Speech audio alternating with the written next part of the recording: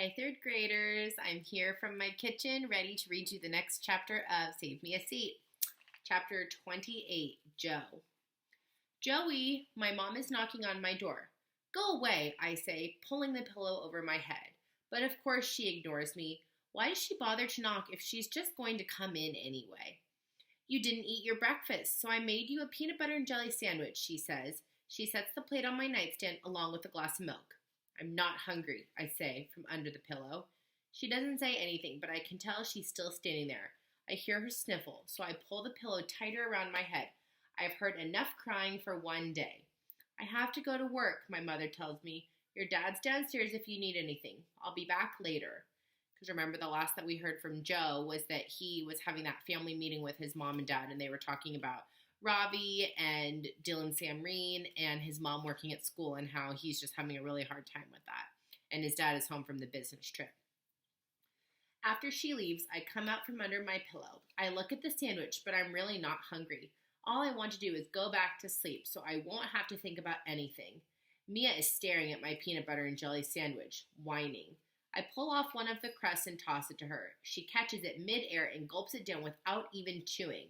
I would give her the rest, but I'm not sure if dogs are supposed to eat peanut butter and jelly. I can't fall asleep, so I get up and play a couple of games of Brick Breaker on my computer. Then I finish reading the last few chapters of Bud, Not Buddy. If the other books this Christopher Paul Curtis guy has written are as good as this one, I'm going to read them all, which is so interesting because we have the book Bud, Not Buddy at school, and I've never read it myself, but when we're all back together in the classroom, maybe one of you would be interested in reading it because it sounds like this is a pretty good author. My appetite must be coming back because I drink my milk and eat the rest of the peanut butter and jelly sandwich. When I'm done, I'm still hungry. Thursday is macaroni and cheese day at Einstein. That's the only part of school I'm sorry to miss today. A little mac and cheese would really hit the spot right about now. My mom usually keeps a couple of boxes of the instant kind in the pantry, but if I go downstairs, I might have to hear round 2 of my dad's stand on your own 2 feet lecture. Instead, I decide to do a page of math problems so I won't fall behind. Very responsible of Joe. Right when I think I'm in good shape, I suddenly remember the personal collection assignment Mrs. Beam gave us. It's due tomorrow. Darn. Mrs. Beam had reminded us about it yesterday, and this time I'd managed to write it down, which is lucky because it turns out that it isn't a personal collection she wants. It's a personal reflection. We're supposed to pick some object that represents who we think we are and then write something on an index card about why we chose the object. This is exactly the kind of touchy-feely stuff I can't stand. What am I supposed to do? Bring in a pair of my earplugs and write, I have APD on the card? I hear a sound out of the hall, and when I turn around, I see a white envelope slide under my door. It has my name written on the front in capital letters, J-O-E. I'm not sure I even want to open it, but my curiosity wins out.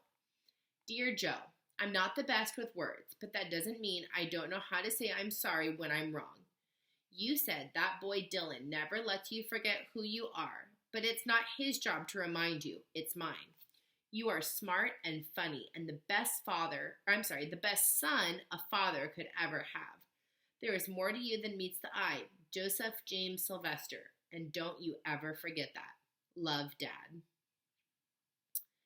P.S. Interleague Philly Sox series this weekend. Want to watch it with me? I read the letter 3 times. It's the first letter my father has ever written to me, and it takes a while for the words to sink in. Mr. Barnes had a bunch of quotes on the wall in his classroom. One of them was, writing can change the world.